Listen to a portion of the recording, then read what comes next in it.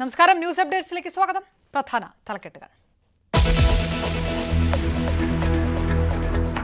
ഗസയിൽ വെടിനിർത്തൽ കരാർ പ്രാബല്യത്തിൽ. ഹമാസ് ഇന്ന് വിട്ടയക്കുക ബന്ദികളായ 3 സ്ത്രീകളെ. 15 മാസം നീണ്ട യുദ്ധം അവസാനിക്കുമെന്ന് പ്രതീക്ഷ.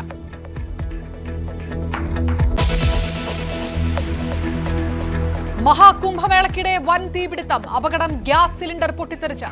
തീർത്ഥാടകരുടെ ടെന്റിലേക്ക് തീ പടർന്നു. തീയണയ്ക്കാൻ ശ്രമം തുടരുന്നു.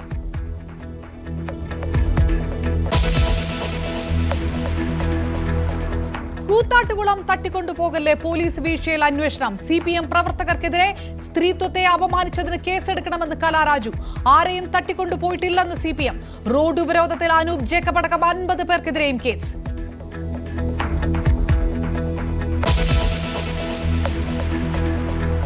മന്ത്രി മുഹമ്മദ് റിയാസ് തീവ്രവാദ ഗ്രൂപ്പിന്റെ പ്രതിനിധിയെന്ന ഗുരുതര ആരോപണവുമായി MT രമേശ്. CPMന്റെ ലീഡർഷിപ്പ് ചില തീവ്രവാദ ഗ്രൂപ്പുകൾ ഹൈജാക്ക് ചെയ്യുന്നു. CPM ലീഡർഷിപ്പ് ഹൈജാക്ക് ചെയ്യപ്പെടുന്നു എന്നുള്ളതാണ്. പ്രത്യേകിച്ചും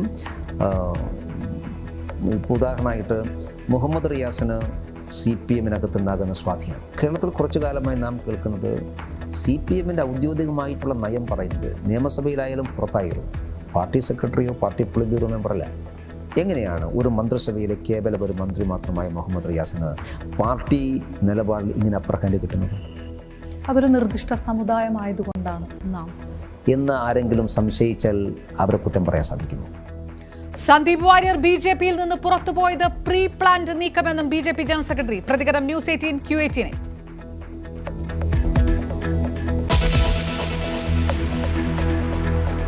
വിവാദങ്ങൾക്കിടെ KPCC രാഷ്ട്രീയകാര്യ സമിതി യോഗം തിരുവനന്തപുരത്ത്. AICC പ്രതിനിധികളും യോഗത്തിൽ. വയനാട് DCC ട്രഷററുടെ ആത്മഹത്യ, PV അൻവറിന്റെ UDF പ്രവേശം ഉൾപ്പെടെ ചർച്ചയ്ക്ക്.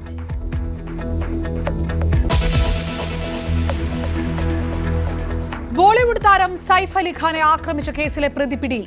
മജിസ്ട്രേറ്റിന് മുന്നിൽ ഹാജരാക്കിയ പ്രതിയെ പോലീസ് കസ്റ്റഡിയിൽ വിട്ടു. അറസ്റ്റിലായത് റെസ്റ്റോറന്റ് ജീവനക്കാരൻ മുഹമ്മദ് ഷഫീറുൽ ഇസ്ലാം. ലക്ഷ്യം മോഷണമെന്ന് പോലീസ്.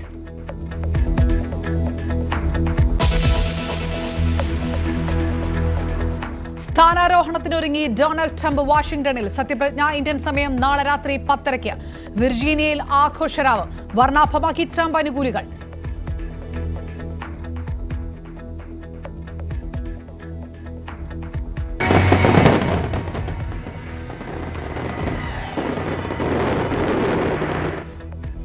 വാഷിംഗ്ടണിൽ പ്രതിഷേധമുയർത്തി ട്രംപ് വിരുദ്ധരും.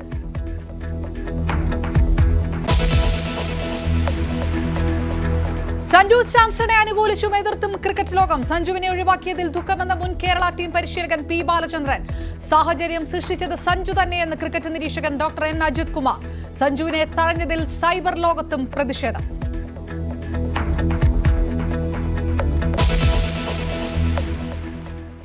ഇസ്രയേൽ ഹമാസ് വെടിനിർത്തൽ കരാർ ഔദ്യോഗികമായി പ്രാബല്യത്തിൽ വന്നു. ഇതോടെ 15 മാസമായി തുടരുന്ന യുദ്ധത്തിനാണ് അവസാനമാകുന്നത്. ഹമാസ് മോചിപ്പിക്കുന്ന ആദ്യത്തെ 3 ബന്ദികളുടെ പേരുകൾ നൽകി. ഇവരെ വൈകുന്നേരത്തോടെ മോചിപ്പിക്കും. മോചിപ്പിക്കുന്നവരുടെ പട്ടിക ഹമാസ് യഥാസമയം പുറത്തുവിട്ടില്ല എന്ന് കാണിച്ച് ഇസ്രയേൽ കരാറിൽ നിന്ന് പിൻവാങ്ങുമെന്ന ആശങ്ക വന്നെങ്കിലും അവസാന നിമിഷം ഇത് പരിഹരിക്കാനായി. കരാർ പ്രാബല്യത്തിൽ വന്നതിന് തൊട്ടുപിന്നാലെ ഇസ്രയേൽ ദേശീയ സുരക്ഷാ മന്ത്രി രാജിവെച്ചു. വിവരങ്ങളുമായി ഇന്റർനാഷണൽ ഡെസ്കിൽ നിന്നും കിരൺ ബാബു ചേരുന്നു. കിരൺ, 471 ദിവസങ്ങൾക്ക് ശേഷം വലിയ ആശ്വാസമുണ്ടാകുന്ന ഒരു വാർത്ത. ഒരുപക്ഷെ അത് ഇസ്രയേലിന്റെ പിന്മാറ്റമുണ്ടായേക്കാം എന്നുള്ള ആശങ്കകളെ മറികടന്നുകൊണ്ട് വെടിനിർത്തൽ കരാർ പ്രാബല്യത്തിൽ വരുമ്പോൾ എത്രത്തോളം പ്രതീക്ഷകളുടെ ശുഭസൂചനകൾ കൂടിയാണ് പുറത്തേക്ക് വരുന്നത്? അപർണ, വെടിനിർത്തൽ കരാറിനപ്പുറത്തേക്ക് അതിൻ്റെ ഒരു പുതിയ ഡെവലപ്മെന്റ് കൂടി ഉണ്ടായിരിക്കുന്നു. ഗാസയിൽ വെടിനിർത്തൽ കരാർ പ്രാബല്യത്തിന് വന്നതിന് പിന്നാലെ ഇസ്രയേൽ ദേശീയ സുരക്ഷാ മന്ത്രിയും ഒറ്റ്സുമ യഹ്ദൂദ് പാർട്ടി നേതാവുമായ ഇറ്റാമർ ബെൻഗുർ രാജിവെച്ചിരിക്കുന്നു. ബെൻഗുർ നേരത്തെ തന്നെ ഈ തീവ്ര വലതുപക്ഷ പാർട്ടിയാണ്. ഇത്തരമൊരു വെടിനിർത്തൽ കരാറിലേക്ക് പോകരുത്, പൂർണ്ണമായും ഹമാസിനെ ഇല്ലാതാക്കി അവസാന ഹമാസ് പ്രവർത്തകനെയും ഇല്ലാതാക്കിയ ശേഷം മാത്രമേ ഈ വെടിനിർത്തലിലേക്ക് പോകാവൂ എന്നുള്ള നിലപാടുകാരായിരുന്നു. അത്തരം ഈ ബെഞ്ചമിൻ നെതന്യാഹുവിൻ്റെ സർക്കാരിന് പിന്തുണ പ്രഖ്യാപിച്ചിരുന്ന പാർട്ടി കൂടിയാണ്, ദേശീയ സുരക്ഷാ മന്ത്രി കൂടിയാണ്.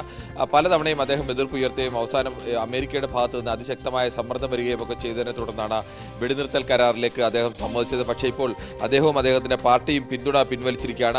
അതോടുകൂടി ഇവരുടെ 6 പേരാണ് ഇസ്രായേൽ മന്ത്രിസഭയിൽ എം പിമാരായി ഇവർക്കുള്ളത്.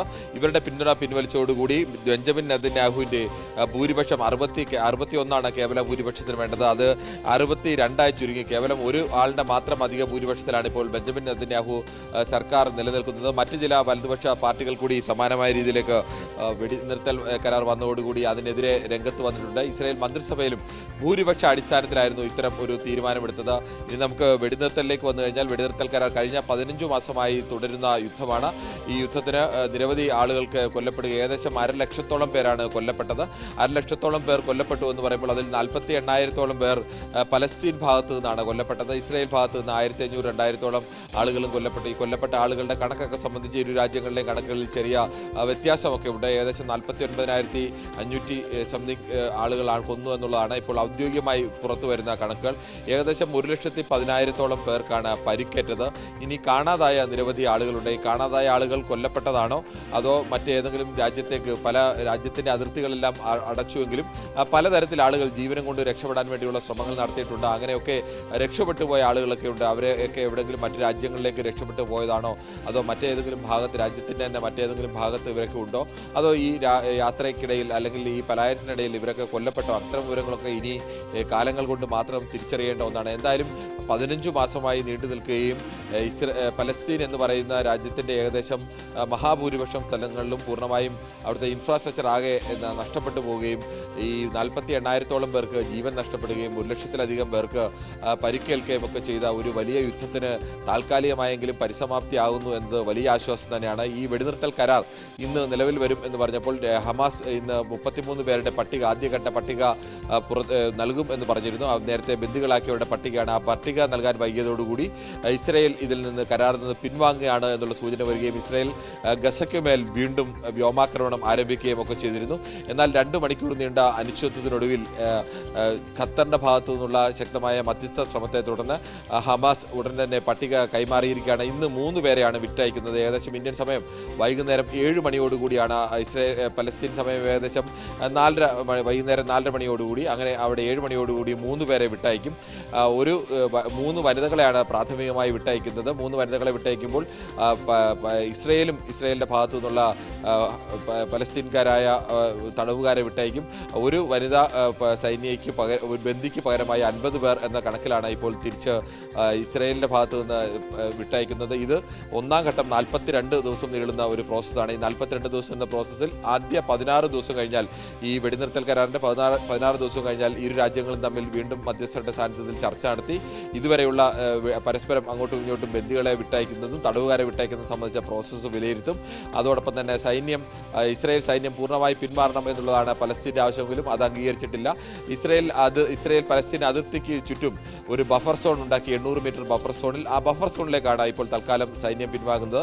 ഒരു തരത്തിൽ പറഞ്ഞാൽ ഇസ്രായേൽ സൈന്യത്തിൻ്റെ കണ്ണുകൾ അല്ലെങ്കിൽ ഇസ്രായേൽ സൈന്യത്തിൻ്റെ നിയന്ത്രണം ഇപ്പോഴും പലസ്തീനിലുണ്ടാവും. പക്ഷേ പലസ്തീൻ്റെ ജനവാസ മേഖലയിൽ ഇസ്രായേൽ സൈന്യത്തിൻ്റെ സാന്നിധ്യം ഉണ്ടാവില്ല. ആ തരത്തിലേക്ക് അവർ പിൻവാങ്ങിക്കഴിഞ്ഞാൽ നേരത്തെയൊക്കെ അതോടൊപ്പം തന്നെ റഫ അതിർത്തിയിൽ ആളുകൾക്ക് കടന്നു പോകാൻ കഴിയുന്ന രീതിയിലേക്ക് നിയന്ത്രണങ്ങളോടുകൂടി തുറക്കാനുള്ള സംവിധാനവും ഏർപ്പെടുത്തും. ഇതെല്ലാം 2 രാജ്യങ്ങളും ഓരോ ദിവസവും ചെയ്യുന്നതിന് കൃത്യമായ നിയന്ത്രണങ്ങൾ ആർ കിരൺ ബാബു വിവരങ്ങൾ നൽകിയത്. 15 മാസം നീണ്ട യുദ്ധത്തിന് കൂടിയാണ് അവസാനം ആയിരിക്കുന്നത്. മറ്റു വാർത്തകൾ നോക്കിയാൽ, തന്നെ തട്ടിക്കൊണ്ടുപോയ CPM പ്രവർത്തകർക്കെതിരെ സ്ത്രീത്വത്തെ അപമാനിച്ചതിനടക്കം കേസെടുക്കണമെന്ന് കൂത്താട്ടുകുളം നഗരസഭാ കൗൺസിലർ കലാരാജു. തനിക്ക് ഏൽക്കേണ്ടി വന്ന ശാരീരിക മാനസിക പീഡനങ്ങൾക്ക് പോലീസിൽ പരാതി നൽകുമെന്നും അവർ ന്യൂസ് 18നോട് പറഞ്ഞു. എന്നാൽ ആരെയും തട്ടിക്കൊണ്ടുപോയിട്ടില്ലെന്നും അത് കോൺഗ്രസിന്റെ പണിയാണെന്നും CPM ജില്ലാ സെക്രട്ടറി CN മോഹനൻ പ്രതികരിച്ചു. അതേസമയം സംഭവത്തിൽ പോലീസിനെതിരെ ഉയർന്ന പരാതിയെക്കുറിച്ച് അന്വേഷിക്കാൻ റൂറൽ SP നിർദ്ദേശം നൽകി. ഇന്നലെ നടന്ന റോഡ് ഉപരോധത്തിൽ മുൻമന്ത്രി അനൂപ് ജേക്കബ് ഉൾപ്പെടെ 50 പേർക്കെതിരെ കേസെടുത്തു. CPM ഏരിയ കമ്മിറ്റി ഓഫീസിലേക്ക് കൊണ്ടുവന്ന തന്നെ പ്രവർത്തകർ വളഞ്ഞുവെച്ച് ഭീഷണിപ്പെടുത്തുകയായിരുന്നുവെന്നാണ് കലാരാജു പറയുന്നത്. ഇതിനിടെ വസ്ത്രങ്ങൾ വരെ വലിച്ചു കീറി. ജീവന് ഭീഷണിയുണ്ടെന്നും അവർ പറയുന്നു. ഏരിയ കമ്മിറ്റിയിലേക്ക് ചെല്ലാൻ നിർദ്ദേശിച്ചതാണെങ്കിൽ ഇതുപോലെ ഉപദ്രവിച്ച ഒരാളെ ഭീഷണിപ്പെടുത്തി വണ്ടിയിൽ കയറ്റേണ്ട. എനിക്ക് എന്റേതായ നിലപാടില്ലേ. ഉപദ്രവിച്ച് അതായത് എന്റെ വസ്ത്രം വലിച്ച് ഊരി, അതായത് ഇവരെന്നെ ഉന്തി വലിച്ച് കയറ്റടാ, അവളെ എറിയടാന്നൊക്കെ ആക്രോശിക്കുന്ന എനിക്ക് കേൾക്കായിരുന്നു. കൊന്നു കളയടാന്ന് ലോക്കൽ സെക്രട്ടറി പറയുന്നത് എനിക്ക് കേൾക്കായിരുന്നു. കാല് ഡോറിന്റെ ഇടയിൽ വെച്ച് അവർ വലിച്ചടച്ചു. ഞാൻ പറഞ്ഞ എൻ്റെ കാലെന്ന് പറഞ്ഞപ്പോൾ അവർ ഒന്നും കൂടെ തുറന്നേച്ച് വലിച്ചടച്ചോ കാല്. എനിക്ക് കാലെടുക്കാനായിട്ട് ഒരു അവസരം തരാതെ. CPM-ൽ ഇനി തുടരാൻ കഴിയില്ല. ഇതുമായി ബന്ധപ്പെട്ട ഒരു ചർച്ചയ്ക്കുമില്ല. സംരക്ഷണം നൽകിയ UDF-മായി സഹകരിക്കുന്നതിനെ കുറിച്ച് ആലോചിച്ച് തീരുമാനമെടുക്കും. അതേസമയം ഇതിൽ CPM-ന് ഒരു ബന്ധവുമില്ല എന്നാണ് ജില്ലാ സെക്രട്ടറി CN മോഹനൻ പറയുന്നത്. കോൺഗ്രസും UDF-ഉമാണ് പ്രശ്നങ്ങൾ ഉണ്ടാക്കിയത്. അരിവാൾ ചുറ്റിയ നക്ഷത്രത്തിൽ മത്സരിച്ച് ജയിച്ച പാർട്ടി ബ്രാഞ്ച് സെക്രട്ടറി ആയിട്ടുള്ള ഒരു സഖാവിനെ CPM അല്ല തട്ടിക്കൊണ്ടുപോയത് കോൺഗ്രസ് അല്ലേ. ക്രിമിനലുകളാണ് കലാരാജുവിനെ ഉപദ്രവിച്ചതെന്നും അതിൽ LDF-ന് പങ്കില്ലെന്നുമാണ് CPM area secretary PB Ratheesh പറയുന്നത്. കലയെ ബലം പ്രയോഗിച്ച് പാർട്ടി ഓഫീസിലേക്ക് കൊണ്ടുപോയതല്ല. LDF-ന്റെ 13 ജനപ്രതിനിധികളും അവിശ്വാസ പ്രമേയ ചർച്ചയിൽ നിന്ന് വിട്ടുനിൽക്കുക എന്ന തീരുമാനം എടുത്തതിന്റെ ഭാഗമായി പോകാൻ ശ്രമിക്കുമ്പോഴാണ് അവിടെ തടിച്ചുകൂടിയ പെഹോ MLA അനൂപ് ജേക്കബിന്റെ നേതൃത്വത്തിലുള്ള സംഘം കൗൺസിലർമാരെ ആക്രമിക്കുന്നത്, വനിതാ കൗൺസിലർമാരെ ആക്രമിക്കുന്നത്. അപ്പൊ അതാണ് അവിടെ രാവിലെ സംഘർഷം ഉണ്ടാവാൻ കാരണം. അതേസമയം അക്രമ സംഭവങ്ങളിൽ പോലീസ് കൂട്ടുനിന്നു എന്ന പരാതിയിൽ അഡീഷണൽ SP-യോട് അന്വേഷിച്ച് റിപ്പോർട്ട് നൽകാൻ എറണാകുളം റൂറൽ SP വൈഭവ് സക്സേന നിർദ്ദേശം നൽകി. ന്യൂസ് 18 കൊച്ചി. കൂത്താട്ടുകുളത്ത് കൗൺസിലറെ തട്ടിക്കൊണ്ടുപോകാൻ DYSP സഹായിച്ചു എന്ന ആരോപണത്തിൽ റിപ്പോർട്ട് തേടിയതായിട്ട് കൂടി റൂറൽ SP വൈഭവ് സക്സേന പറഞ്ഞു. വീഴ്ചയുണ്ടെങ്കിൽ ശക്തമായ നടപടിയുണ്ടാകും. കേസിൽ അറസ്റ്റ് ഉണ്ടാകുമെന്നും SP വ്യക്തമാക്കി. ഇതുവരെ എനിക്ക് റിട്ടൺ പരാതിയൊന്നും കിട്ടിയിട്ടില്ല. പക്ഷേ വെർബൽ പരാതിയുടെ അടിസ്ഥാനത്തിൽ ഓൾറെഡി ഞാൻ അഡീഷണൽ SP-നെ പറഞ്ഞിരുന്നു ഒരു വിശദമായ ഈ കാര്യങ്ങൾ അന്വേഷിച്ച് എന്നോട്ടൊരു റിപ്പോർട്ട് സബ്മിറ്റ് ചെയ്യാൻ വേണ്ടി. പാരലായിട്ട് സ്പെഷ്യൽ ബ്രാഞ്ച് DYSP-ക്ക് ഞാൻ ഈ കാര്യങ്ങളെല്ലാം അന്വേഷിച്ച് ഉടൻ തന്നെ എന്നോട്ടൊരു റിപ്പോർട്ട് സബ്മിറ്റ് ചെയ്യാൻ വേണ്ടി പറഞ്ഞിരുന്നു.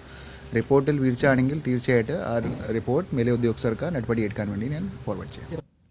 കലാരാജുവിനെ ആക്രമിച്ചത് CPM-ന്റെ മാഫിയ പ്രവർത്തനം മറച്ചുവെക്കാനെന്ന് മാത്യു കുഴൽനാടൻ. ഒരു വനിത ആക്രമിക്കപ്പെട്ടിട്ടും CPM വനിതാ നേതാക്കൾ ഒന്നും മിണ്ടിയിട്ടില്ല. മാഫിയ രാഷ്ട്രീയത്തിന്റെ ഇരയാണ് കലാരാജു എന്നും മന്ത്രി വീണ ജോർജും ശ്രീമതി ടീച്ചറും ഉൾപ്പെടെയുള്ളവർ ഇതിന് മറുപടി പറയണമെന്നും മാത്യു കുഴൽനാടൻ ആവശ്യപ്പെട്ടു. പണത്തോടുള്ള ആർത്തിയും അധികാരത്തിന്റെ ധാർഷ്ട്യവും ധിക്കാരവും ചേർന്ന് ഒരു മാഫിയ പാർട്ടിയായി CPM മാറിയിരിക്കുന്നു. അതിന് ഏറ്റവും തലപ്പത്ത് നേതൃത്വം കൊടുക്കുന്ന പിണറായി വിജയന്റെ ശൈലി തന്നെ, ആ കുടുംബത്തിന്റെ ശൈലി തന്നെ CPM-ന്റെ ഓരോ നേതാക്കന്മാരും അഡോപ്റ്റ് ചെയ്തതിന്റെ ഭാഗമായിട്ടാണ് വിധവയായ പാവം നിരാലംബയായ നിസ്സഹായയായ കലാരാജുവിനെ ഇന്ന് ഈ അവസ്ഥയിലും ഗതിയും ഉണ്ടായത്. സ്ത്രീ സുരക്ഷയെക്കുറിച്ചും സ്ത്രീ സംരക്ഷണത്തെക്കുറിച്ചും വാതോരാതെ മുഖ്യമന്ത്രി അടക്കം പ്രസംഗിച്ചുകൊണ്ട് നടക്കുമ്പോൾ, സമ്മേളനങ്ങളിൽ പറഞ്ഞുകൊണ്ട് നടക്കുമ്പോൾ, നിയമസഭയിൽ പ്രസംഗിച്ചുകൊണ്ടിരിക്കുമ്പോൾ CPM എന്ന പാർട്ടി ഈ സ്ത്രീയോട് ചെയ്തതിനെ കുറിച്ച് എന്താണ് CPM-നും മുഖ്യമന്ത്രിക്കും പറയാനുള്ളത്? അതല്ലെങ്കിൽ വനിതാ മന്ത്രിമാരുണ്ടല്ലോ, വീണ ജോർജ് അടക്കമുള്ള വനിതാ മന്ത്രിമാരുണ്ട്, അല്ലെങ്കിൽ KK ശൈലജയുണ്ട്, PK ശ്രീമതിയുണ്ട്. ഇവർക്കൊന്നും ഈ വിഷയത്തിൽ ഒന്നും പറയാനില്ല. കൂത്താട്ടുകുളത്തെ കൗൺസിലർ കലാരാജുവിനോട് കാണിച്ചത് ക്രൂരതയാണെന്ന് പ്രതിപക്ഷ നേതാവ് VD സതീശൻ. മുഖ്യമന്ത്രിയുടെ ഓഫീസിന്റെ അറിവോടുകൂടിയാണ് ക്രൂരത. നാണംകെട്ട പാർട്ടിയും നാണംകെട്ട പോലീസുമാണ്. പോലീസുകാർ എന്തിനാണ് കാക്കിയിട്ട് നടക്കുന്നതെന്നും VD സതീശൻ ചോദിച്ചു. പത്തനംതിട്ട ഓമലൂരിൽ പുഴയിൽ കുളിക്കാനിറങ്ങിയ 2 വിദ്യാർത്ഥികൾ മുങ്ങി മരിച്ചു. ഓമലൂർ ആര്യഭാരതി സ്കൂളിലെ 10ാം ക്ലാസ് വിദ്യാർത്ഥികളാണ് മരിച്ചത്. പുഴയിൽ കുളിക്കാനിറങ്ങിയവർ ഒഴുക്കിൽപ്പെടുകയായിരുന്നു. ഫയർഫോഴ്സ് സംഘം സ്ഥലത്തെത്തി മൃതദേഹങ്ങൾ കണ്ടെടുത്തു. ശശി നാരായണൻ ചേർന്നു. ശശി, ഇതെപ്പോഴാണ് സംഭവം? വിവരങ്ങൾ, ആരാണ് മരിച്ചത്? അപർണ, ഒരു 4 മണിയോട് കൂടിയാണ് ഇത്തരം ഒരു സംഭവം ഉണ്ടാകുന്നത്. പത്തനംതിട്ട ഓമലൂർ ആര്യഭാരതി സ്കൂളിലെ 10ാം ക്ലാസ് വിദ്യാർത്ഥികളാണ് ഈ ഒഴുക്കിൽപ്പെട്ട് മരണമടഞ്ഞത്. ഇലവന്തിട്ട സ്വദേശികളായ ശ്രീശരൻ, ചീക്കനാട് സ്വദേശി ഏബൽ എന്നിവരാണ് ഈ ഒഴുക്കിൽപ്പെട്ട് മരിച്ച വിദ്യാർത്ഥികൾ. എന്തായാലും ഇവർ 5 പേരോട് കൂടി പത്തനംതിട്ടയിൽ തന്നെ ടർഫിൽ കളിക്കാനെത്തിയിരുന്നു. അതിനുശേഷം ഇവർ കുളിക്കാനായി എത്തുകയും അവിടെ 4 പേർ അച്ചൻകുളത്തിൽ ഇറങ്ങുകയും ഒരാൾ കരയ്ക്കിരിക്കുകയും ചെയ്തു. തുടർന്നാണ് ഈ മരണപ്പെട്ട 2 പേരായ ശ്രീശരനും ഒപ്പം ചേക്കള സ്വദേശി ഏബലും ഒഴുക്കിൽപ്പെട്ട് നദീ ആഴങ്ങളിലേക്ക് എത്തുകയും മരണമടയുകയും ചെയ്ത്. കുട്ടികൾ ബഹളം വെച്ചതിനെ തുടർന്ന് ഉടൻ തന്നെ നാട്ടുകാരും ഫയർഫോഴ്സും സ്ഥലത്തെത്തിയതിനു ശേഷമാണ് മൃതദേഹം എന്തായാലും ആറ്റിൽ നിന്നും പുറത്തെടുത്തത്. എന്തായാലും 2 പേരുടെ മൃതദേഹങ്ങൾ ആശുപത്രിയിലേക്ക് മാറ്റിയിട്ടുണ്ട്. അപർണ. ശശിനാരായണൻ വിവരങ്ങൾ നൽകി.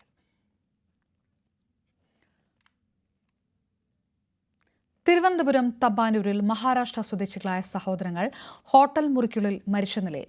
അനാഥരാണെന്നും കടുത്ത ദാരിദ്ര്യമാണെന്നുമുള്ള ആത്മഹത്യാ കുറിപ്പുകളും പോലീസ് മുറിക്കുള്ളിൽ നിന്ന് കണ്ടെടുത്തു. ഇൻക്വസ്റ്റ് നടപടികൾക്ക് ശേഷം മൃതദേഹങ്ങൾ മെഡിക്കൽ കോളേജ് ആശുപത്രിയിലേക്ക് മാറ്റും. പത്മനാഭസ്വാമി ക്ഷേത്രത്തിലും ചെങ്കൽ ക്ഷേത്രത്തിലും ദർശനം നടത്തിയ ശേഷം ഇന്നലെ രാത്രി 10 മണിയോടെയാണ് മഹാരാഷ്ട്ര സ്വദേശികളും സഹോദരങ്ങളുമായ ദത്താത്രേയ കോണ്ടിബയും മുക്ത കോണ്ടിബയും തമ്പാനൂരിലെ വിനായക ഹോട്ടലിലേക്ക് തിരികെയെത്തിയത്. പിന്നീട് ഇവർ മുറിക്ക് പുറത്തേക്ക് ഇറങ്ങിയില്ല. റൂം വൃത്തിയാക്കുന്നതിനായി ഹോട്ടൽ ജീവനക്കാർ രാവിലെ മുട്ടി വിളിച്ചിട്ടും പ്രതികരണം ഉണ്ടാകാതിരുന്നതോടെ വാതിൽ ചവിട്ടിപ്പൊളിച്ച് ജീവനക്കാർ അകത്ത് കിടക്കുകയായിരുന്നു. മുക്തയുടെ മൃതദേഹം കട്ടിലിൽ കമിഴ്ന്നു കിടക്കുന്ന നിലയിലും ദത്താത്രേയെ തൂങ്ങി മരിച്ച നിലയിലുമാണ് കണ്ടെത്തിയത്. 2 ആത്മഹത്യാ കുറിപ്പുകളും പോലീസ് മുറിക്കലിൽ നിന്ന് കണ്ടെടുത്തു. അച്ഛനും അമ്മയും ഇല്ലെന്നും അനാഥരാണെന്നും കടുത്ത ദാരിദ്ര്യത്തിലൂടെയാണ് കടന്നു പോകുന്നതെന്നും മൃതദേഹം ബന്ധുക്കൾക്ക് വിട്ടുകൊടുക്കരുതെന്നും ആത്മഹത്യാക്കുറിപ്പിൽ ഇരുവരും പരാമർശിച്ചിട്ടുണ്ട്.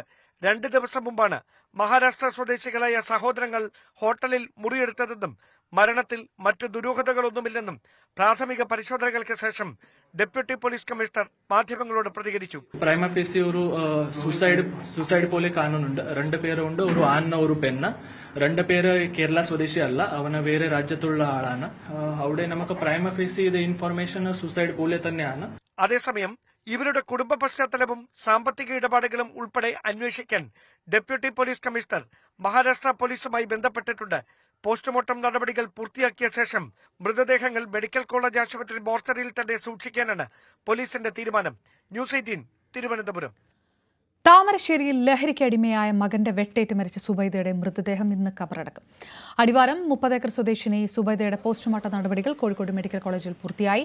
പ്രതി ആഷിഖിനെ പോലീസ് കോഴിക്കോട് മെഡിക്കൽ കോളേജിൽ എത്തിച്ച് വൈദ്യപരിശോധന നടത്തി. ഇന്നലെ വൈകിട്ടാണ് മയക്കുമരുന്നിന് അടിമയായ ആഷിഖ് വെട്ടുകത്തി ഉപയോഗിച്ച് അമ്മയെ കൊലപ്പെടുത്തിയത്. ജന്മം നൽകിയതിനുള്ള ശിക്ഷയാണ് നടപ്പിലാക്കിയതെന്നാണ് കൊലപാതകത്തിന് ശേഷം ആഷിഖ് നാട്ടുകാരോട് പറഞ്ഞത്. ദൂരസ്ഥലങ്ങളിൽ നിന്നും എത്തുന്നവരാണ് ആഷിഖിന് ലഹരി മരുന്ന് എത്തിക്കുന്നതെന്ന് അയൽവാസികൾ പറയും. ചെക്കന് ആദ്യമേ മയക്കുമരുന്നിൻ്റെ ഒരു അടിമയാണ്. കുറേ കാലമായിട്ട് സ്കൂളിൽ പഠിക്കുന്ന കാലത്ത് നല്ല ചെക്കനായിരുന്നു. പക്ഷേ കഴിഞ്ഞ ശേഷം കൂട്ടുകെട്ടായിട്ട് വഷളായതാണ്. ഇവിടെയുള്ള ചെക്കന്മാരല്ല, കൂടുതലും പുറത്തുനിന്ന് വന്നിട്ട് ഉള്ള കൂട്ടുകെട്ടാണ് സംഗതി. വിഷയങ്ങൾ ഇവിടുന്ന് പിന്നെ ഉമ്മയായിട്ടുള്ള കച്ചറകൾ ഇടക്കിടക്ക് ഉണ്ടാകാറുണ്ടായിരുന്നു. ഒരു പ്രാവശ്യം ഞാനും ജലീലും കൂടെ ഇതിനും കൂടിയാണ് അവന് ഈ മരുന്നടിച്ചതിന് ശേഷം ഇവിടുന്ന് അവനടി ഉണ്ടാക്കി ഉമ്മനെ തച്ച് ശരിയാക്കിയതിന് ശേഷം ഞങ്ങൾ രണ്ടാളും പിന്നെ ഇവിടെ കുറച്ച് ആൾക്കാരും കൂടി വന്നിട്ടാണ് അവനെ വണ്ടിയിൽ ഞങ്ങൾ കൊണ്ടുപോയിട്ട് മെഡിക്കൽ കോളേജിൽ അന്ന് അഡ്മിറ്റ് ചെയ്തതൊക്കെ. ബാക്കിയുള്ള കാര്യങ്ങളൊക്കെ അവൻ്റെ ബാക്കിയുള്ള കുടുംബക്കാരാണ് അന്ന് ചെയ്തത്. കുറേ നാളായിട്ട് ഇവിടെ ഉണ്ടായിരുന്നു. പിന്നെ മോനെ ഇടയ്ക്കൊക്കെ ഇങ്ങനെ ചെറിയ പ്രശ്നങ്ങൾ ഇവിടെ ഉണ്ടാക്കലുണ്ടായിരുന്നു. അതൊക്കെ എത്രയോ നാട്ടുകാരൊക്കെ ഇടപെട്ട് എത്രയോ തവണ പോലീസൊക്കെ കൊണ്ടുപോയി അത് പ്രശ്നമൊന്നും ഇല്ലാതെ ഇങ്ങനെ നിൽക്കുകയാണ്. പിന്നെ ഇപ്പോൾ ഇവർ ഡി അഡീഷൻ സെൻ്ററിലൊക്കെ കൊണ്ടുപോയി അവിടെ 7 മാസത്തോളം അവിടെ ചികിത്സ കഴിഞ്ഞ് വന്നാൽ എനിക്ക് തോന്നുന്നു ഇപ്പോൾ ഒരു 4-5 മാസമായിട്ട് ഇവിടെ തന്നെ ഉണ്ടെന്ന് തോന്നുന്നു. അതിൻ്റെ ഇടയ്ക്ക് ഇന്നലെ താത്ത പറഞ്ഞ ഇവന് ഇവിടുന്ന് പോയിട്ട് 3-4 ദിവസമായിരുന്നു. അങ്ങനെ വന്നതാണ് ഇന്നലെ. ഇവർ 2 ചേട്ടത്തി അനിയത്തിയും പണിക്ക് പോയിക്കൊണ്ടിരിക്കുമായിരുന്നു. 2 പേരും പണിക്ക് പോയിട്ടാണ് ഈ കൊച്ചൻ്റെ ചികിത്സയ്ക്കൊക്കെ നല്ലോണം പൈസ ഇവർ ചെലവഴിച്ചിട്ടുണ്ട്. അത് ഇവിടുത്തെ താത്ത പലപ്പോഴും എന്നോട് പറഞ്ഞിട്ടുണ്ട്. ഈ കഴിഞ്ഞ ആഴ്ചയും വീട്ടിൽ വന്നിരുന്നു ഇങ്ങനെ അതിന് ചികിത്സയ്ക്ക് വേണ്ടി നല്ലോണം ഇവർ പൈസ മുടക്കിയിട്ടുണ്ട്. 2 പേരും പണിയെടുക്കുന്ന കൂടുതൽ പൈസ അതിന് വേണ്ടി ഇവർ ചെലവഴിച്ചതാണ്. അത് തന്നെ എങ്ങനെയെങ്കിലും രക്ഷപ്പെട്ട് നല്ല രീതിയിൽ വരുമെന്നുള്ള പ്രതീക്ഷ തന്നെയാണ് താത്ത ഇങ്ങനെ എൻ്റെ അടുത്ത് കഴിഞ്ഞ ആഴ്ച വന്നപ്പോഴും ഇങ്ങനെ പറഞ്ഞ് ചെയ്യേണ്ടതൊക്കെ ചെയ്യുന്നുണ്ട്. ഇപ്പം വലിയ കുഴപ്പമില്ല എന്നാണ് പറഞ്ഞത്. KPCC രാഷ്ട്രീയകാര്യ സമിതി യോഗം പുരോഗമിക്കുന്നു. ഇന്ദിരാഭവനിൽ ACC പ്രതിനിധികളുടെ സാന്നിധ്യത്തിലാണ് രാഷ്ട്രീയകാര്യ സമിതി ചേരുന്നത്. അതേസമയം കഴിഞ്ഞ ആഴ്ച സമിതി യോഗം മാറ്റിവെച്ചത് യാദൃച്ഛികമായിട്ടാണെന്ന് ദീപദാസ് മുൻഷി പറഞ്ഞു. അതിൽ മറ്റ് ആശയക്കുഴപ്പങ്ങളൊന്നുമില്ലെന്ന് മാധ്യമങ്ങളുടെ ചോദ്യത്തോട് അവർ പ്രതികരിച്ചു. പുനഃസംഘടനാ വിഷയം, PV അൻവറിന്റെ UDF പ്രവേശനവും മുഖ്യമന്ത്രി സ്ഥാനാർത്ഥി ആരെന്നതിനെ ചൊല്ലിയുണ്ടായ തർക്കവും വയനാട് DCC ട്രഷറുടെ ആത്മഹത്യയെ തുടർന്നുണ്ടായ വിവാദങ്ങളും യോഗത്തിൽ ഇടം പിടിക്കുമെന്നാണ് സൂചന. മന്ത്രി PA മുഹമ്മദ് റിയാസ് തീവ്രവാദ ഗ്രൂപ്പിന്റെ പ്രതിനിധിയാണെന്ന് MT രമേശ്. CPMന്റെ ലീഡർഷിപ്പ് ചില തീവ്രവാദ ഗ്രൂപ്പുകൾ ഹൈജാക്ക് ചെയ്യുന്നു എന്നതിന്റെ തെളിവാണ് റിയാസിന്റെ പാർട്ടിയിലെ അപ്രമാദിത്വം. ഭൂരിപക്ഷത്തെ വേദനിപ്പിക്കുന്ന പരാമർശങ്ങളും മുഖ്യമന്ത്രിയും CPM നേതാക്കളും നടത്തുന്നതിന്റെ പിന്നിൽ മുഹമ്മദ് റിയാസാണെന്നും BJP ജനറൽ സെക്രട്ടറി ആരോപിച്ചു. പിണറായി വിജയനല്ല ഇപ്പോൾ പാർട്ടിയിൽ കാര്യങ്ങൾ തീരുമാനിക്കുന്നത്. അടുത്ത മുഖ്യമന്ത്രി സ്ഥാനാർത്ഥിയായി മുഹമ്മദ് റിയാസിനെ ഉയർത്തിക്കാട്ടുന്നത് ഒരു സമുദായത്തിന്റെ താൽപര്യത്തിന് വേണ്ടിയാണെന്നും MT രമേശ് ആരോപിച്ചു. ന്യൂസ് 18 Q18 റിയാസിനെതിരെ MT രമേശിന്റെ കടുത്ത പരാമർശം. ഈഴവ സമുദായം BJPയിലേക്ക് കൂടുതൽ പോകുന്നത് തിരിച്ചറിഞ്ഞുകൊണ്ടുള്ള CPM ചില നീക്കങ്ങൾ നടത്തുന്നു എന്നുള്ളൊരു വിലയിരുത്തലൊക്കെ ഉണ്ട്. അത് BJP എങ്ങനെയാണ്? ന്യൂനപക്ഷ പ്രീണനം എന്ന് പറയുന്നതിനേക്കാൾ കുറച്ചുകൂടി ശരി, ചില തീവ്രവാദ ഗ്രൂപ്പുകളുമായിട്ട് വഴിവിട്ട ബന്ധവും സഹായവും CPM ഉണ്ടായിരുന്നു. ഒരു ഘട്ടത്തിൽ CPM അവരാണ് നിയന്ത്രിക്കുന്നത് എന്ന് പോലും വന്നിരുന്നു. പ്രത്യേകിച്ചും CPM-നകത്തെ ചില പുതിയ നേതാക്കന്മാരുടെ ഉദയം, അവർക്ക് പ്രത്യേക പരിരക്ഷ കിട്ടുന്നു, അവർ പാർട്ടി കമ്മിറ്റിയേക്കാൾ മേലെയാകുന്നു, പാർട്ടി സെക്രട്ടറിയേക്കാൾ മേലെയാകുന്നു, എങ്ങനെയൊക്കെയുള്ള ആക്ഷേപങ്ങളുമൊക്കെ ആ പാർട്ടിക്കകത്ത് തന്നെ ഉയർന്നു വന്നിട്ടുള്ളത് നമ്മൾ വെളിയിൽ അറിഞ്ഞിട്ടുള്ളതാണ്. CPM ലീഡർഷിപ്പ് ഹൈജാക്ക് ചെയ്യപ്പെടുന്നു എന്നുള്ളതാണ്. പ്രത്യേകിച്ചും ഇപ്പോൾ ഉദാഹരണമായിട്ട് മുഹമ്മദ് റിയാസിന് CPM-നകത്തുണ്ടാകുന്ന സ്വാധീനം. കേരളത്തിൽ കുറച്ചു കാലമായി നാം കേൾക്കുന്നത് CPM-ൻ്റെ ഔദ്യോഗികമായിട്ടുള്ള നയം പറയുന്നത് നിയമസഭയിലായാലും പുറത്തായാലും പാർട്ടി സെക്രട്ടറിയോ പാർട്ടി പോളിറ്റ് ബ്യൂറോ മെമ്പറല്ല. എങ്ങനെയാണ് ഒരു മന്ത്രിസഭയിലെ കേവലം ഒരു മന്ത്രി മാത്രമായ മുഹമ്മദ് റിയാസിന് പാർട്ടി നിലപാടിൽ ഇങ്ങനെ അപ്പർ ഹാൻഡ് കിട്ടുന്നത്? അതൊരു നിർദ്ദിഷ്ട സമുദായമായതുകൊണ്ടാണ് എന്ന് ആരെങ്കിലും സംശയിച്ചാൽ അവരെ കുറ്റം പറയാൻ സാധിക്കുമോ? ഏതെങ്കിലും ഘട്ടത്തിൽ CPM-ൽ മുഖ്യമന്ത്രിയുടെ ബന്ധുക്കൾ മന്ത്രിമാരായിട്ടുണ്ടോ? രണ്ട് കാര്യം. ഒന്നുകിൽ മുഖ്യമന്ത്രിയുടെ മകളുടെ ഭർത്താവ് എന്നുള്ള ഒരു പരിവേഷം, അല്ലെങ്കിൽ മുഹമ്മദ് റിയാസിനെ പിന്തുണക്കുന്ന ഒരു സമൂഹത്തിൻ്റെ പരിവേഷം. ഇത് രണ്ടുമാണല്ലോ വേണം. പാർട്ടി സെക്രട്ടറി എങ്ങനെയാണ് സനാതനധർമ്മത്തെ അശ്ലീലമെന്ന് പറയുന്നത്? അപ്പോൾ അത് വളരെ പർപ്പസ്ഫുള്ളി ഭൂരിപക്ഷ സമൂഹത്തിൻ്റെ വികാരങ്ങൾ വ്രണപ്പെടട്ടെ എന്ന് വിചാരിച്ചുകൊണ്ട് തന്നെയാണ്. ഏറ്റവും കൂടുതൽ ഹിന്ദുക്കൾ വോട്ട് ചെയ്തത് CPM-നാണ്. ആ CPM ഇങ്ങനെ നിലപാടെടുക്കണമെങ്കിൽ അതിന് പിറകിൽ എന്തെങ്കിലും കാരണമുണ്ടാവില്ലേ? ഞാൻ ആ കാരണത്തിലേക്കാണ് നിങ്ങൾ ശ്രദ്ധ ക്ഷണിച്ചത്. ആളുകൾ അടക്കം പറയുന്നു മുഹമ്മദ് റിയാസാണ് അടുത്ത CPM-ൻ്റെ മുഖ്യമന്ത്രി. അതുകൊണ്ടാണ് ഞാൻ പറഞ്ഞത്, അത് വളരെ ബോധപൂർവം കേരളത്തിൽ ചില താല്പര്യങ്ങളെ പുറത്ത് സൃഷ്ടിക്കുകയാണ്. CPM എന്ന് പറയുന്ന പാർട്ടിയെ ചില നിക്ഷിപ്ത താല്പര്യക്കാരും ചില ശക്തികളും ഹൈജാക്ക് ചെയ്തിരിക്കുന്നു എന്നുള്ളത് ഒരു വസ്തുതയാണ്. സന്ദീപ് വാര്യർ BJP-യിൽ നിന്ന് പുറത്തുപോയത് പ്രീ പ്ലാൻഡ് നീക്കമായിരുന്നുവെന്നും MT രമേശ് ആരോപിച്ചു. പരിഹരിക്കാൻ പറ്റാത്ത ഒരു പ്രശ്നവും ഉണ്ടായിരുന്നില്ല. തക്ക സമയം നേരത്തെ നോക്കിവെച്ച് പോകാൻ കാരണമുണ്ടാക്കുകയായിരുന്നു. അതിന് പിറകിലെ യഥാർത്ഥ കാരണം പതിയെ പുറത്തുവരുമെന്നും MT രമേശ് QAT-ൽ പറഞ്ഞു. ഇതിനിടയിൽ സന്ദീപ് വാര്യർ എപ്പിസോഡ് ഉണ്ടായി. കുറച്ചും കൂടെ അവധാനതയോടുകൂടി അത് ഡീൽ ചെയ്യാൻ സംസ്ഥാന നേതൃത്വത്തിന് കഴിഞ്ഞില്ല. പ്രത്യേകിച്ച് ഒരു തെരഞ്ഞെടുപ്പ് തലയിൽ മുകളിൽ നിൽക്കുന്ന സമയത്ത് അങ്ങനെ ഒരു വിലയിരുത്തലൊക്കെ വളരെ രാഷ്ട്രീയമായിട്ട് പുറത്തുനിന്ന് വന്നില്ലേ ആ സമയത്ത്? പല പരിശ്രമങ്ങൾ നടത്തിയിട്ടുണ്ട്. ഒന്ന്, ഒരു പാർട്ടിയിൽ പ്രവർത്തിക്കുമ്പോൾ പ്രവർത്തകന്മാർക്ക് പ്രയാസങ്ങളും ബുദ്ധിമുട്ടുകളും ഉണ്ടാവും. അത് പക്ഷെ ചർച്ച ചെയ്ത് പരിഹരിച്ച് മുമ്പോട്ട് പോവുക എന്നുള്ളതാണ് വേണ്ടത്.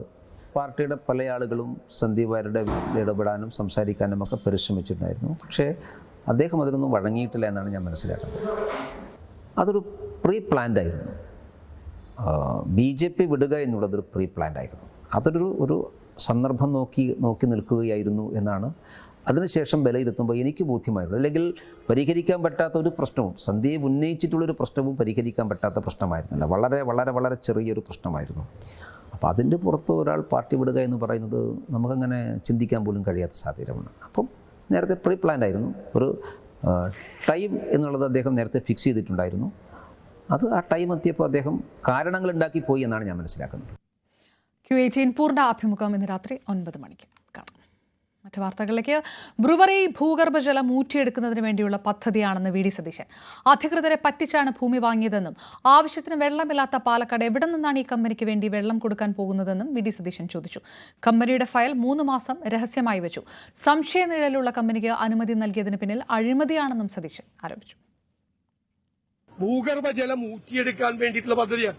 ഇവരുടെ ഈ പ്ലാന്റ് തുടങ്ങുമ്പോൾ തന്നെ ദശലക്ഷക്കണക്കിന് വെള്ളം വേണം. അവർക്ക് ഒരു 1.5 ഡസൻ പ്ലാന്റാണ് തുടങ്ങാൻ വേണ്ടിയിട്ട് അനുമതി കൊടുത്തിരിക്കുന്നത്. ഒരു തരി വെള്ളമില്ലാത്ത ഏറ്റവും കൂടുതൽ കേരളത്തിൽ ജലക്ഷാമം അനുഭവിക്കുന്ന പാലക്കാട്. അപ്പൊ പറയും ഇപ്പൊ ജലക്ഷാമത്തെ കുറിച്ച് ഞാൻ ഡേ 1 പറഞ്ഞിരുന്നു. ആദ്യത്തെ ദിവസം ഒരു കഞ്ചിക്കോടെന്നാ പറഞ്ഞത്, എലപ്പുള്ളി പഞ്ചായത്തിലാണ്. ഡേ 1 പറഞ്ഞിരുന്നു ജലക്ഷാമവും ഈ കമ്പനിയുടെ ഷെയ്ഡി ഇടപാടുകൾ നടത്തുന്ന ഈ കമ്പനിക്ക് മാത്രം ഇത് കൊടുക്കാൻ വേണ്ടി ഗൂഢാലോചനയാണ്. അതിൻ്റെ അകത്ത് അഴിമതി നടന്നിട്ടുണ്ട്. അല്ലെങ്കിൽ ഇത് രഹസ്യമായിട്ട് വെക്കേണ്ട ആവശ്യമില്ലല്ലോ.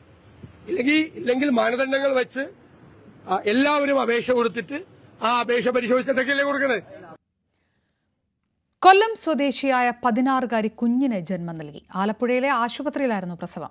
ആശുപത്രിയിൽ നിന്ന് വിവരം ലഭിച്ചതിനെ തുടർന്ന് ചൈൽഡ് വെൽഫെയർ കമ്മിറ്റി അന്വേഷണം നടത്തുകയും കുഞ്ഞിനെ ഏറ്റെടുക്കുകയും ചെയ്തു. പെൺകുട്ടിയുടെ മൊഴി പോലീസ് രേഖപ്പെടുത്തി. വിശദമായ അന്വേഷണം തുടങ്ങിയതായി പോലീസ് അറിയിച്ചു. ഉത്തർപ്രദേശിലെ പ്രയാഗ്രാജിൽ നടക്കുന്ന മഹാകുംഭമേളയ്ക്കിടെ വൻ തീപിടുത്തം. തീർത്ഥാടകർ താമസിക്കുന്ന ടെന്റിലാണ് തീപിടുത്തമുണ്ടായത്. പാചകവാതക സിലിണ്ടർ പൊട്ടിത്തെറിച്ചാണ് തീ പടർന്നതെന്നാണ് പ്രാഥമിക നിഗമനം. ആളപായം ഇതുവരെ റിപ്പോർട്ട് ചെയ്തിട്ടില്ല.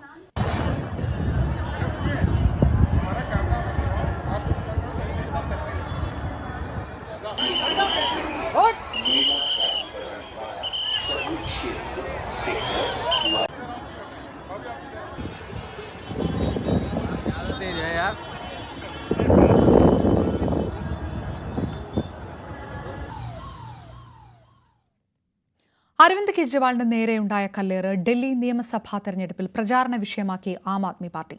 ആക്രമണം നടത്തിയ 2 പേരുടെ ചിത്രങ്ങൾ പുറത്തുവിട്ട മുഖ്യമന്ത്രി അതിഷി ഇരുവർക്കും BJP സ്ഥാനാർത്ഥി പർവേഷ് വർമ്മയുമായി അടുത്ത ബന്ധമുണ്ടെന്നും ആരോപിച്ചു. എന്നാൽ കെജ്രിവാളിനെതിരെ പ്രതിഷേധിച്ചവരെ വാഹനമിടിച്ചു കൊലപ്പെടുത്താൻ ശ്രമിച്ചെന്ന ആരോപണവുമായി BJPയും രംഗത്ത് വന്നു. ന്യൂഡൽഹിയിൽ നിന്ന് വീണ്ടും ജനവിധി തേടുന്ന അരവിന്ദ് കെജ്രിവാൾ മണ്ഡലത്തിൽ പര്യടനം നടത്തുന്നതിനിടെ ഇന്നലെ വൈകിട്ടായിരുന്നു ആക്രമണം. കെജ്രിവാളിന്റെ വാഹനം തടഞ്ഞ് BJP പ്രവർത്തകർ പ്രതിഷേധിക്കുന്നതിനിടെയാണ് കാറിന് നേരെ കല്ലേറുണ്ടായത്. കാറിന് മുകളിൽ കല്ല് പതിക്കുന്ന ദൃശ്യങ്ങൾ പുറത്തുവിട്ട ആം ആദ്മി പാർട്ടി വിഷയം ചർച്ചയാക്കുകയാണ്. സംഘത്തിലുണ്ടായിരുന്ന ഷങ്കി, രോഹിത് ത്യാഗി എന്നിവർ ന്യൂഡൽഹിയിലെ സ്ഥാനാർത്ഥി പർവേഷ് വർമ്മയ്ക്കൊപ്പമുള്ള ഫോട്ടോ മുഖ്യമന്ത്രി അതിഷി വാർത്താസമ്മേളനത്തിൽ പുറത്തുവിട്ടു. ക്രിമിനൽ കേസുകളിൽ പ്രതികളായ ഇരുവരും കേജ്രിവാളിനെ ആക്രമിക്കുക എന്ന ലക്ഷ്യത്തോടെയാണ് എത്തിയതെന്നും അതിഷി ആരോപിച്ചു. इस शख्स का नाम है शंकी, प्रवेश वर्मा जी के साथ पाए जाते हैं. उनके प्रचार में प्रवेश वर्मा जी के साथ लगे रहते हैं. एक हार्डकोर क्रिमिनल बैकग्राउंड का व्यक्ति है. इनका नाम है रोहित त्यागी. ये भी हार्डन्ड क्रिमिनल है. എന്നാൽ യുവാക്കളെ കേജ്രിവാളിന്റെ വാഹനമിടിച്ചെന്ന മറുവാദമുയർത്തുകയാണ് BJP. യുവാക്കളെ കണ്ടപ്പോൾ ഡ്രൈവർ ബ്രേക്ക് ചവിട്ടിയെങ്കിലും കാർ മുന്നോട്ടെടുക്കാൻ കേജ്രിവാൾ നിർദ്ദേശിക്കുകയായിരുന്നു. അപകടത്തിൽ ഒരു പ്രവർത്തകന് പരിക്കേറ്റതായും BJP സ്ഥാനാർത്ഥി പർവേഷ് വർമ്മ പ്രതികരിച്ചു. News desk, news 18. ഇനി സ്വർണം വെള്ളി നിരക്ക്. കവിത ഗോൾഡ് ആൻഡ് ഡയമണ്ട്സ് ഇന്നത്തെ സ്വർണം വെള്ളി നിരക്കുകൾ നിങ്ങൾക്കായി സമർപ്പിക്കുന്നത്. Kavitha gold and diamonds, choose your special. സ്വർണം 22 ക്യാരറ്റ് ഗ്രാമിന് 7,400 രൂപ, പവന് 59,200 രൂപ. 18 ക്യാരറ്റ് ഗ്രാമിന് 6,140, പവന് 49,120 രൂപ. വെള്ളി ഗ്രാമിന് 99 രൂപ, കിലോയ്ക്ക് 99,000 രൂപ. കവിത ഗോൾഡ് ആൻഡ് ഡയമണ്ട്സ് ഇന്നത്തെ സ്വർണം വെള്ളി നിരക്കുകൾ നിങ്ങൾക്കായി സമർപ്പിക്കുന്നത്. Kavitha gold and diamonds, choose your special. പൂർണ്ണമാകുന്നു ന്യൂസ് അപ്ഡേറ്റ്സ്. നമസ്കാരം.